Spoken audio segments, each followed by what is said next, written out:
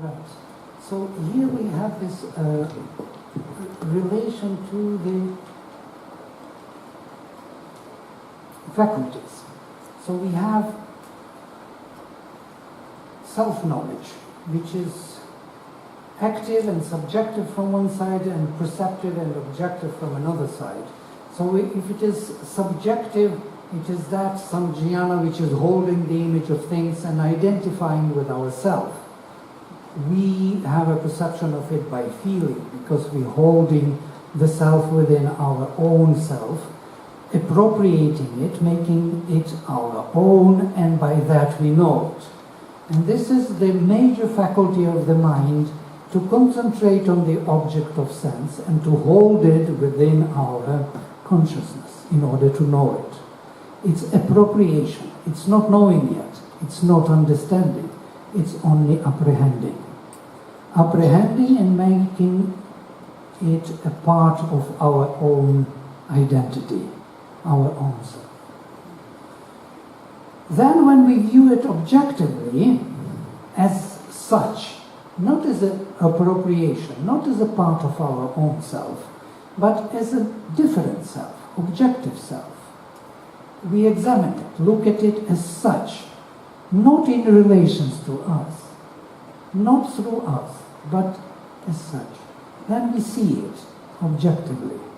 This would be perceptive or objective self-knowledge. It's also apprehensive. It's not yet comprehensive. We don't understand what it is, but we know that it is different from us. And we recognize the difference from us.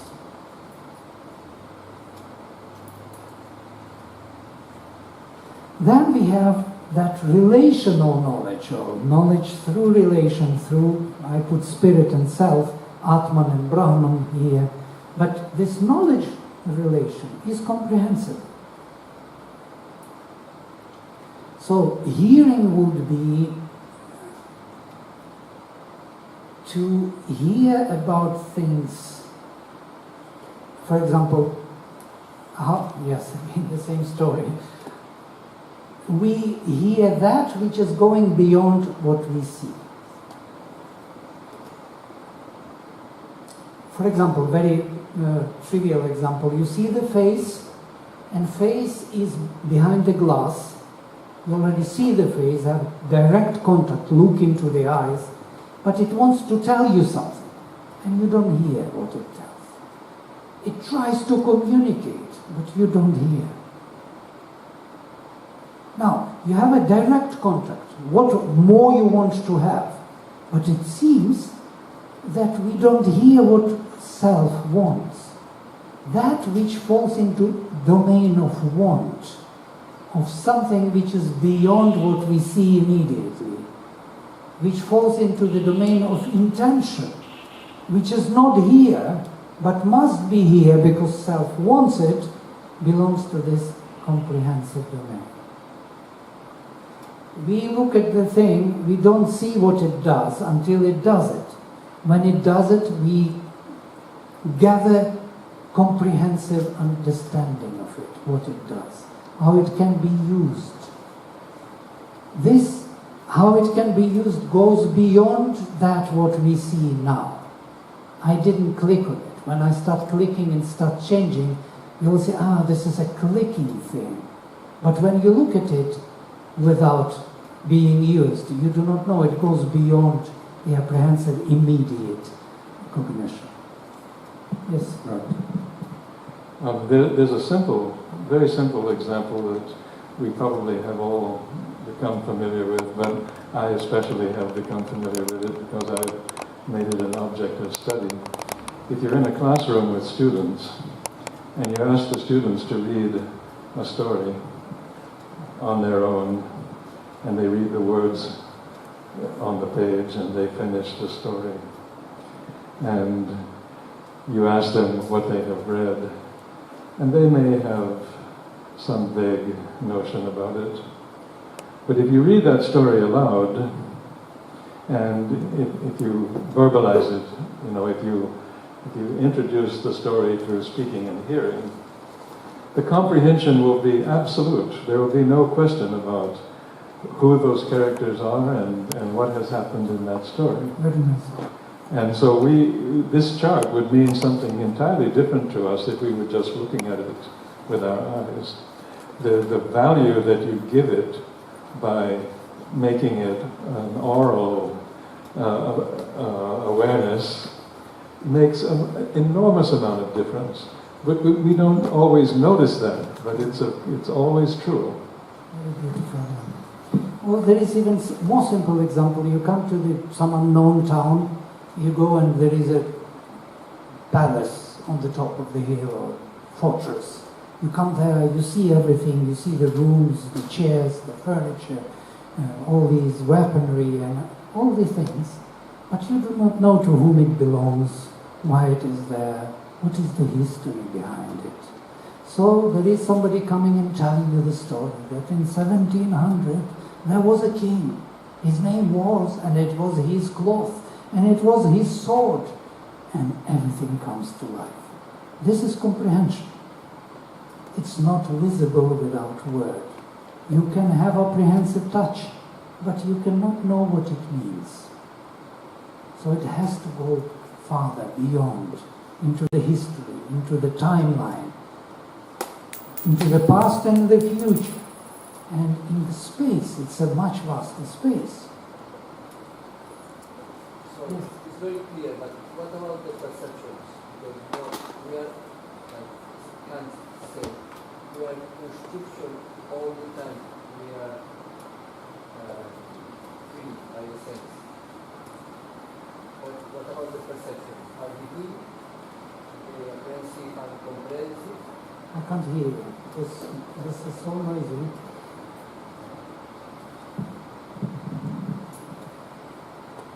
Hi. What about the perceptions? So, what about them? Yeah, because it looks like it's between the apprehensive and the comprehensive, because we are construction all the time between the information we catch by the sense and the experience which we have. Right. I don't get the question, but is there a question? Yeah, when Okay, you put seeing in the file of apprehensive, maybe you lose we are construction what we see in the same time when we see. Right. Define Perception. You want me to define the perception to the in connection with apprehension? Yes. Yeah, sometimes you can see directly, but I think we are not educated to see directly. We always put our information between the perceptions, with the perceptions. Sorry. Perception is the word which is used.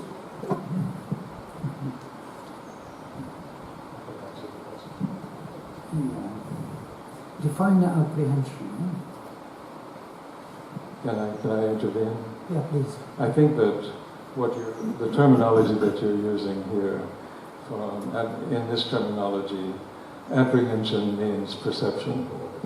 It means that the senses have grasped something which is there, and that which the senses have grasped is known to our awareness. We are aware of the senses having grasped the thing which is there. If it was just the senses, then there would be no grasping. But in fact, the senses are a tool of the mind to grasp what is there. So when you grasp what is there, you're apprehending what is there. And in that definition, there's no difference between perception and apprehension. And so the prajnana and the samjnana, for me, are words which mean perception. And the word which means comprehending in that Western terminology are words like cognizance and conceptualization. So when we become cognizant of that which has been apprehended, and we have a concept of it, it means that we have comprehended it. Right.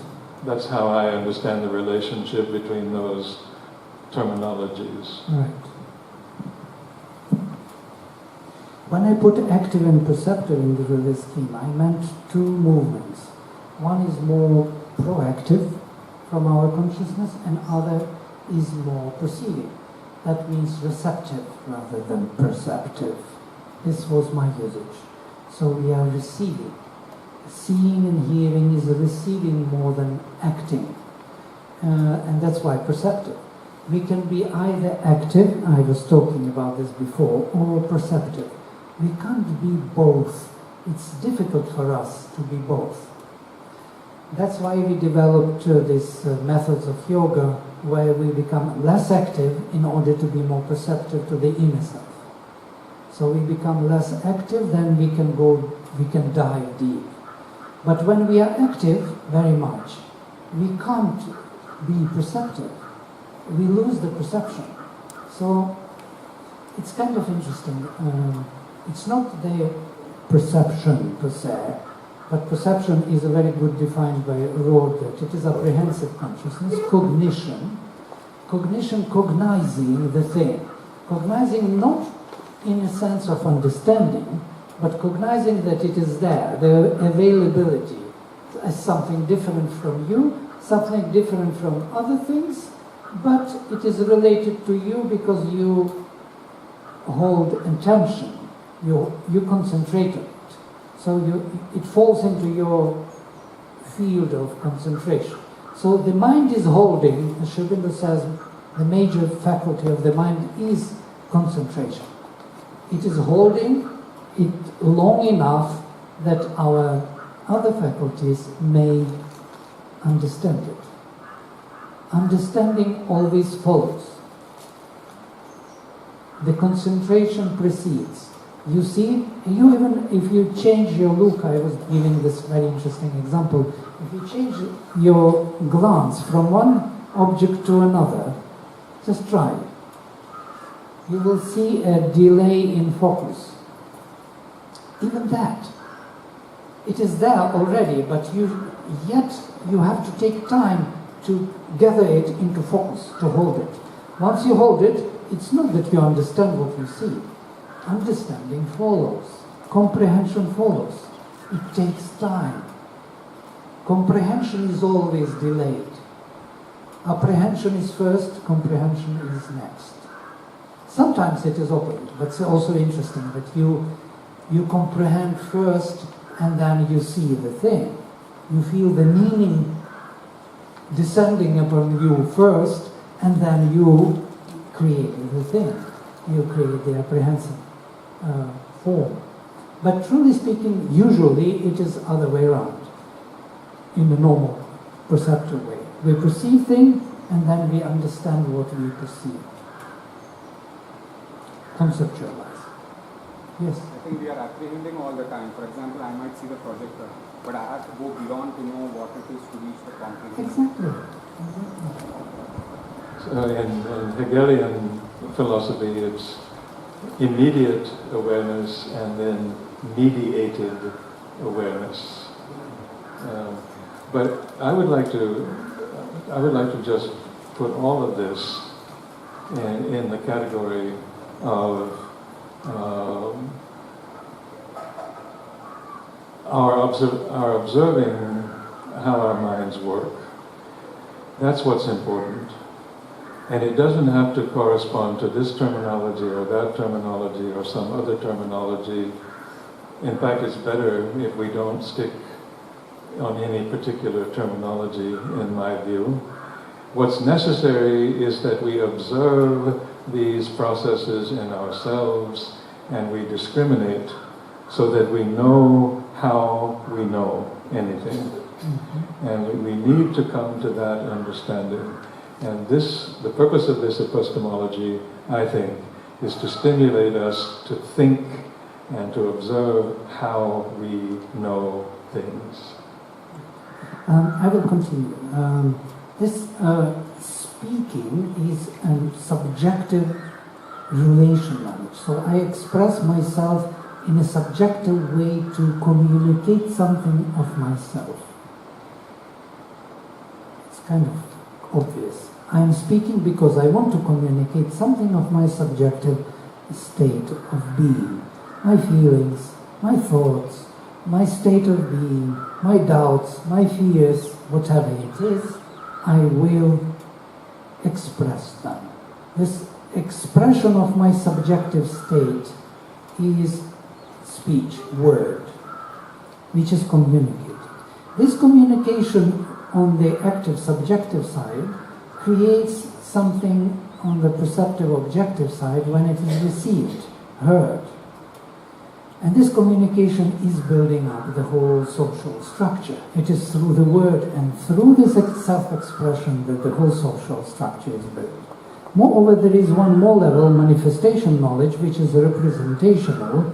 It's already on the level of this embodied being, where the feeling, the subjective self-image or object of sense is becoming becomes a subjective self-expression in terms of embodiment, in terms of form, beauty, feeling, and so on, which is embodied then in the objective sense of the thing, which can be touched, can be distinguished from other things. I don't want to stay on it long because there are several slides of that importance which we have to go through. So if you look at this next slide, we will see that we need also, I will skip this one and go to the next.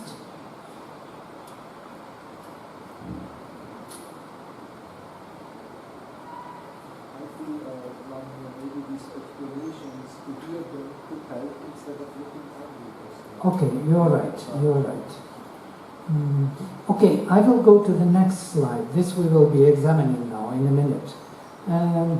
If we examine what are these approaches to knowledge, why they are needed in our life, we can see that philosophical approach, if we start with it, to knowledge, is something very fundamental to our nature.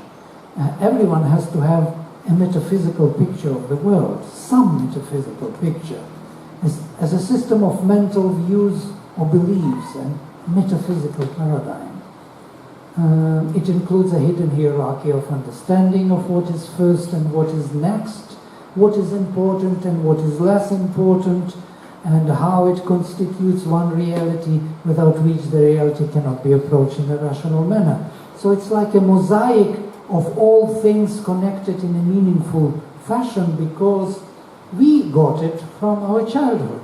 We got it from our stories which mothers read us when we were children. We got it later in the schools, in the kindergartens. We build up a metaphysical picture of the world. Whatever it is, materialistic, spiritualistic, religious. Somebody comes from a Muslim community, he believes in one metaphysical world, other comes from materialistic world, believes in another world. Everybody has his metaphysical paradigm, overview of the world, how it is. Everybody has to have it for the mental beings, for us human beings. Psychological approach, everyone has to know oneself to a certain extent and to have a certain personal attitude towards the world and oneself. This knowledge of oneself is not in full accordance with one's own metaphysical paradigm. There is a clash between the two. There is a constant ongoing interaction between the two, which correlates, corrects, and even changes the mental picture of the world, and vice versa. The metaphysical picture can change our psychological attitude. Is it not so? It is going on. Today you heard Vedic vision paradigm, and you are changed beings, all of you. You are no more the same. Your psychology has changed at once because you saw the meaning, how we are constituted. It gave you some entry to some deeper perception of yourself and evaluation of yourself. So, it corrects and even changes the mental picture of the world and vice versa. Without it, the reality cannot be approached in a truthful, sincere manner. We cannot do it if we are not sincere to what we want to know. I will just go through these one by one and then come back to the major scheme. Philological or linguistic and sociological approaches. Philological approach to knowledge, word, language. Everyone has to use some language, outwardly or inwardly. Even if we speak nothing, we will be formulating something in ourselves. We need to express ourselves through some language. It's not necessarily verbal language. It's not necessarily words. It can be gestures. It can be music, art, dancing. It can be anything. Look. Look is also language. I look. All these gestures.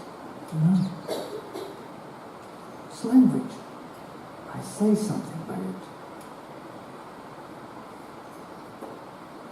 To become conscious of our speech as an expression of oneself, ourselves. And language is a system of mental categories by which we think. To know how they function is indispensable for building a metaphysical picture of the world in the first place and understanding ourselves psychologically. How our thoughts and feelings relate to our speech faculty and how it influences them. Without it, no serious research is possible in any field, and the reality cannot be dealt with in a correct, precise manner. We need this faculty of speech to be very precise, to sharpen our approach. Philosophical or psychological, or sociological. Sociological approach to knowledge. One has to know one's roots, history, religion, social and national heredity.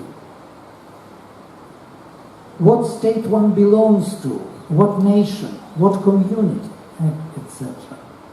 To know one's own past in order to understand one's present and future. This knowledge is wider than our individual psychological or even philosophical paradigm.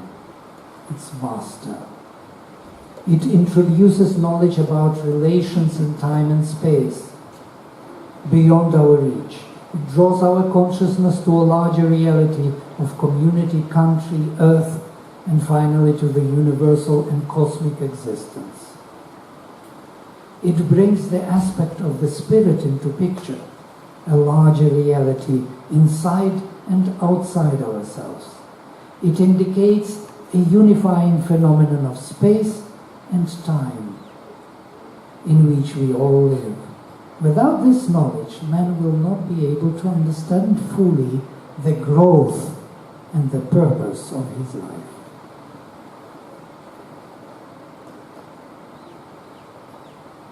Makes sense? Is it not so?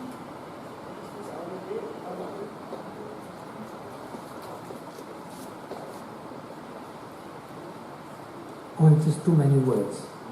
Too many?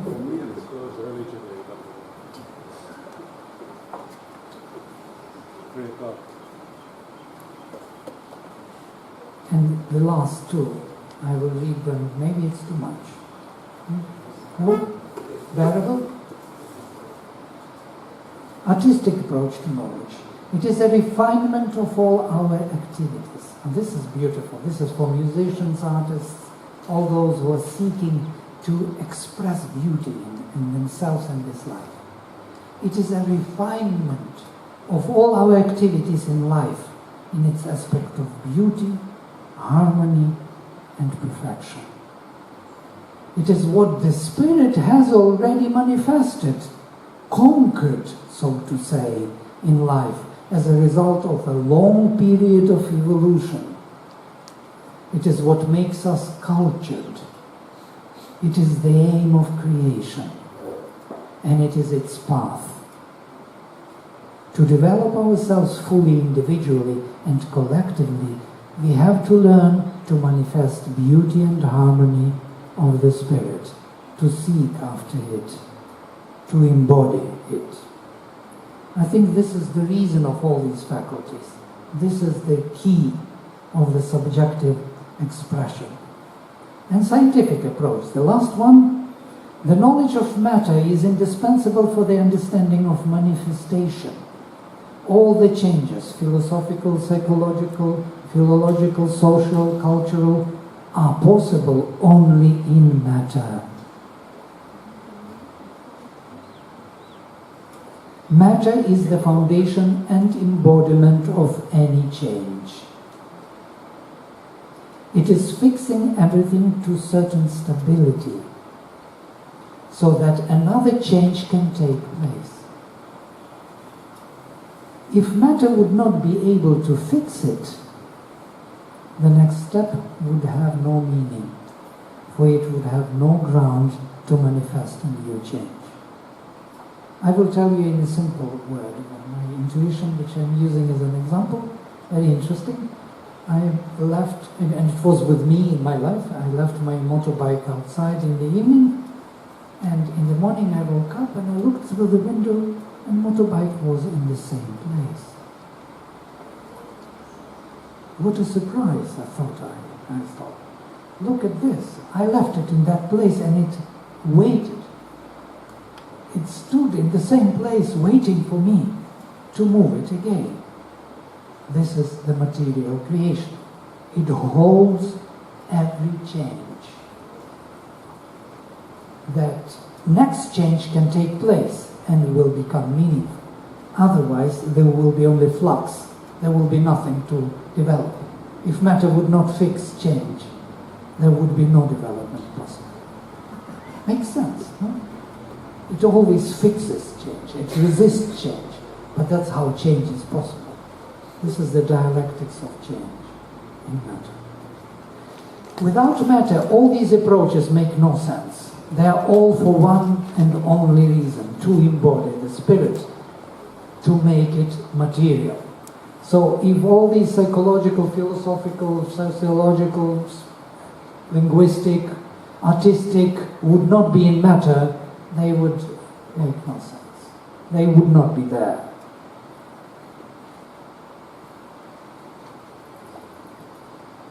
Now, this is the scheme I want to look us into. So, if you look at psychological approach, and I'm writing here, it's subjective self-knowledge. Is it not so? Can it be defined as a subjective self-knowledge, psychological approach? No, subjectively I know myself in this way, right? What can I do? It's not an objective knowledge, it's only subjective knowledge. But if I know my self-knowledge objectively, it would be philosophical approach. Philosophy is also self-knowledge, but objective, how things are, universally existing, not only in myself subjectively, but other selves as they are. That vision. Many times the consultant asks, what is your vision of your company? What is your philosophy? And these are synonyms, philosophy and vision. And relation knowledge. Subjective relation knowledge is linguistic approach, the expression in word. And objective is sociological or historical approach, sociology.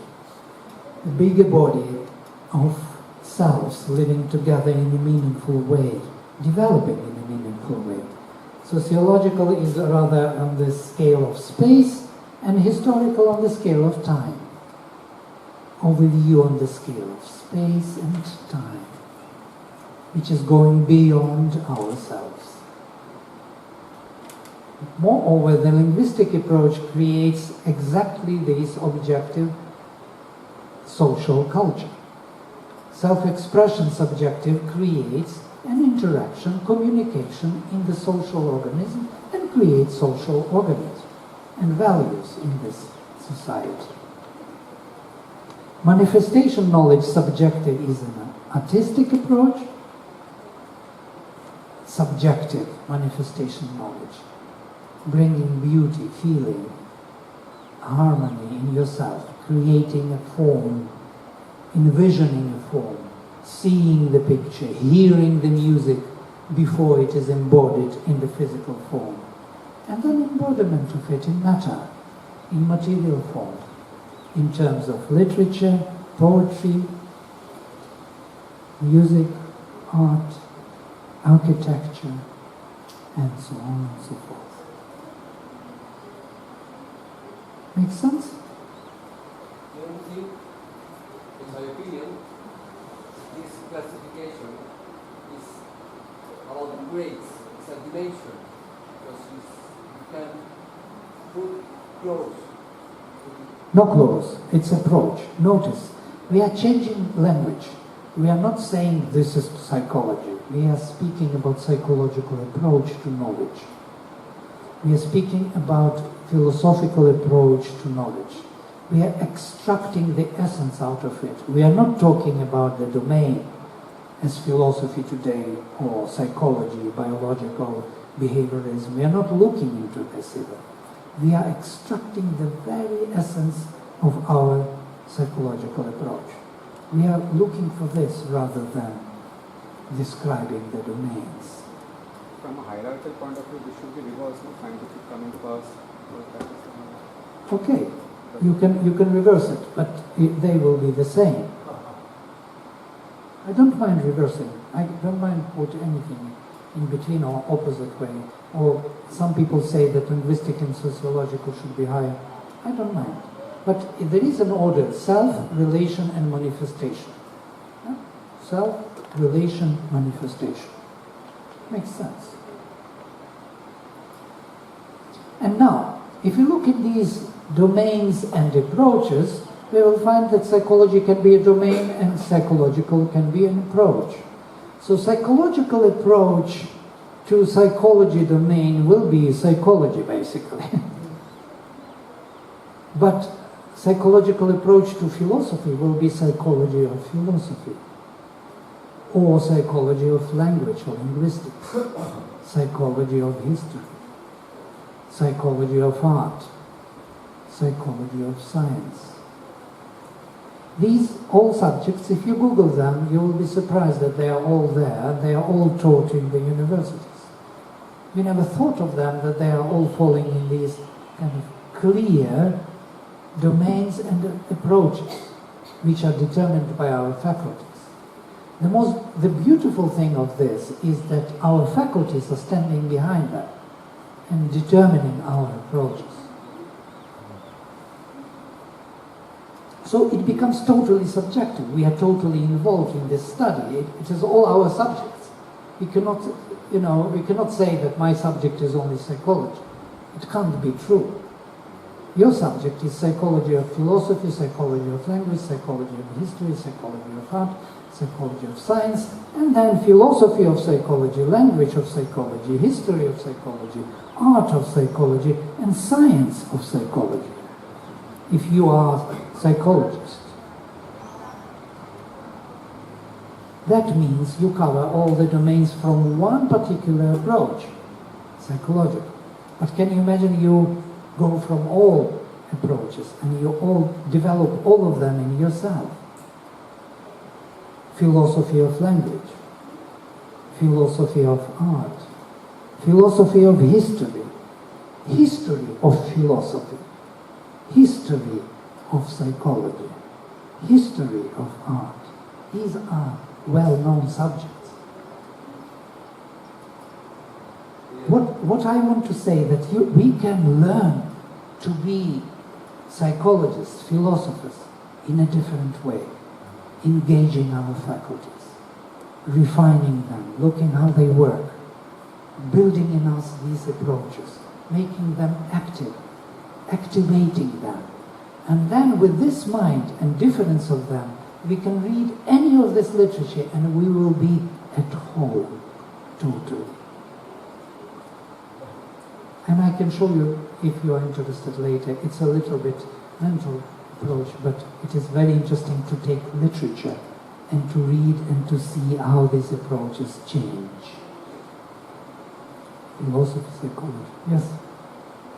Yeah, until now, there is Lotso, can you use mic? We cannot hear you. science of art. Science of art does not exist in this form. Until now, maybe we could invent it as science of art is concerned with the history. It's history of art. Or with the conservation of art. But as such, I don't think that this domain exists. I know science of art, you just Google it. And you will see million hits in all the universities. Yeah, enough Googling. Just so. It's interesting, really interesting. We think that it is not there, but наука и искусство, I'm sorry, it's in Russian, it's a very well-known subject. So, this is looking at the scientific approach to art. That means that any time that anybody has used the scientific method to inquire into art, that's the scientific approach to art. So when people do qualitative research study about artists learning, about artists' perceptions of the world, whatever the case may be, it's a scientific inquiry into the domain of art. And then can you explain also the artistic approach to science, which often I don't think scientists really have that eyes look at science. And maybe this new level of science. Well, I think again, which I think that's a good point which Lotso makes, some of these connections are more established than others. This is definitely true. And I think that the art of science and the science of art are, these are two domains which where there has not been as much kind of relation. But it doesn't mean it doesn't exist. There are plenty of artists who have taken on a very scientific approach. I think even certainly as far back as the Renaissance and probably preceding that by a long period. There is a whole area called art of science, and that really is this whole area called art of science, and it is developing more and more. The idea is that so many scientific theories are driven by an aesthetic understanding, sense of beauty, and Einstein talks about it at great length. That's his equation, the great equation E equals mc squared, was driven by a sense of beauty. And when he saw it, he saw that it could not be anything but this idea. So beauty, in the grandest sense of the word, exalting sense of the word, has been at the core of many of the scientific theories and ideas. Thank you. It makes totally sense. All these equations in mathematics, they also feel them as beautiful. They look at this and say, oh, this is beautiful, must be true. But we don't have that sense, because we don't deal with mathematics, and we think that art is only some feeling. But there is feeling also in this scientific field. There is feeling of beauty and harmony. There must be. These are approaches. These are not the science as we know it. It is not that what we think about these domains. These are our faculties which we cannot reduce. They are irreducible faculties of our consciousness. We will recreate these sciences whether we want it or not. I'm giving you that look, Vladimir. I am finishing my presentation. Thank you. Is it... I'll let you first finish, but I want to refer back to what you say about when Matthew mentioned about this in the Renaissance time, Da Vinci, those inventors, scientists of those times, they are also simultaneously philosophers and artists. Apparently, this integral consciousness and the integral faculties, they are far integral those years than where all modern education made of who we are. The same, I myself am from China. In ancient China, the Chinese scientists are also the artists, are also the philosophers. They could express this integral consciousness through art, through poetry, like Lao Tzu, Confucius, through also the Chinese landscape paintings. So So this is exactly the purpose, I think, of your exploration is one, help us to coming back to that source of this overall wholeness of our development and of our faculties. And they say scientists only science. They know nothing about art. They could not have conversation with artists, and they are so insist on their own approach to saying, feel that is the only true way of looking at the world, which is not true. She's right. Thank you, Tom. People know nothing about imagination. It is the most mysterious character. Okay, so I know when I first had this conversation with Vladimir, it was quite mind-altering for me. It's quite a lot of information and quite a shift in perspective to consider. So while Rod is setting up to elaborate a little bit more on applications in the field of education, let's just take a minute just to reflect on this piece and what that means and how that shifts the way that we think about the integral paradigm of knowledge. Let's just take 2 minutes.